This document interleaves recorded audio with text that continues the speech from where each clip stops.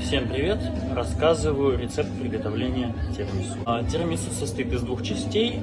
Первая — это основа, которая делается из вот такого вот печенья савоярди и кофе. И вторая часть — это, соответственно, сам крем маскарпоне, который делается из сыра маскарпоне, из яиц и из сахара. Количество ингредиентов мы делаем в расчете на 4 порции.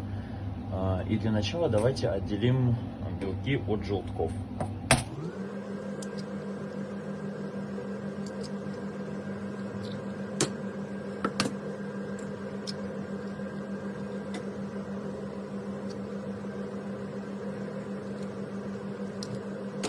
И добавим к желткам сахара примерно 1,5 к 1. То есть полторы дозы сахара на одну порцию желтков. Вот, ну или примерно 1 к 1. Вот как-то так это должно выглядеть. Теперь венчиком забьем эту массу до однородного состояния, чтобы весь сахар растворился и это все наше дело стало более белого цвета.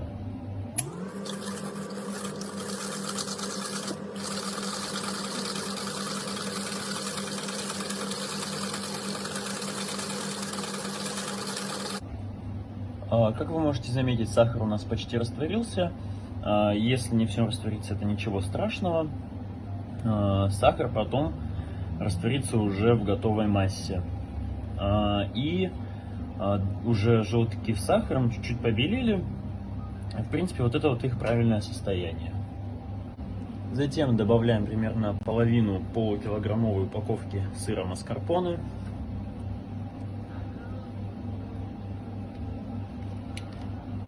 И это дело также перемешиваем. Я советую делать это не венчиком, а вилкой, потому что сыр застревает внутри венчика, и перемешивать это становится сложнее.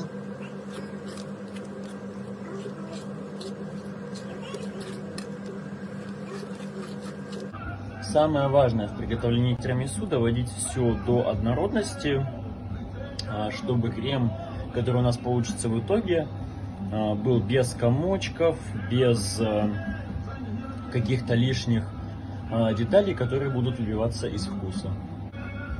Теперь, соответственно, переходим к взбитию белков. Очень важно, чтобы внутри не было ничего лишнего, кроме самого белка, потому что это может помешать взбитию, и у нас, в общем-то, ничего не получится. Взбиваем мы их до состояния плотной пены. То есть, что это значит? Если мы перевернем тару с этой пеной, ничего оттуда не будет падать. В таком случае можно считать, что белки готовы. Затем мы эту пену очень-очень аккуратно ложкой вмешиваем в основную массу по частям, чтобы пузырики не полопались.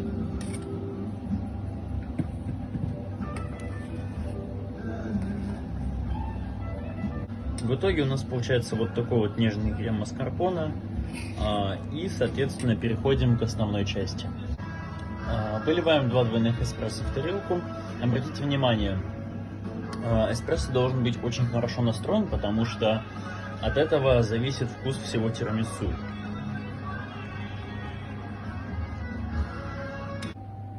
Затем обмакиваем печенье савоярди в эспрессо с каждой стороны секунды по 2. Больше не надо, тогда печенье пропитается слишком сильно кофе и будет очень мокрым. Выкладываем каким образом?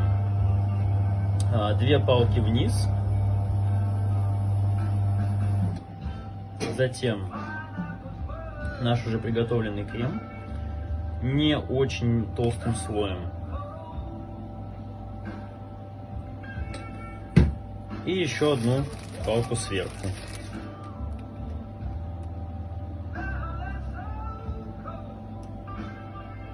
Вот таким вот образом. Получается своеобразный треугольник. И сверху это все накрываем еще одним слоем крема. Опять же, слой не должен быть очень толстым.